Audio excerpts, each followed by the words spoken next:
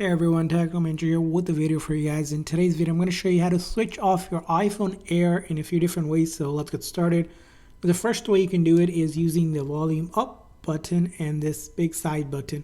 What you need to do is press and hold both of the buttons simultaneously for about a few seconds.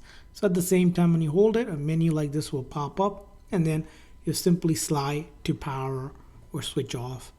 Now the next method is by pulling down the top control menu and then pressing on that power icon right here. So let's go ahead and press on that.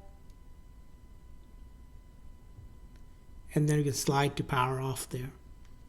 Now another way to do it is by going through your setting and then going to general, scrolling all the way down to shutdown, and then we can also slide to switch it off.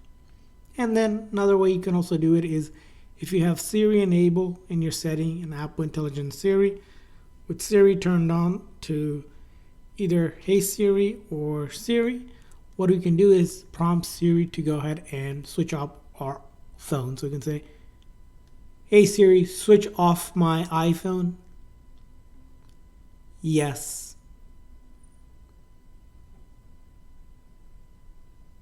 And Siri can also switch off your iPhone Air. So those are different ways to switch off. Now, if you might be wondering how to switch it back on, really simple. You'll just press and hold on to this big side button until you see the Apple logo appear. And if that doesn't work for you, just simply plug it into the charger.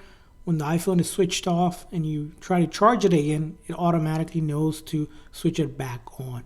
So that's how you can switch off and on your iPhone Air. I hope this video was helpful.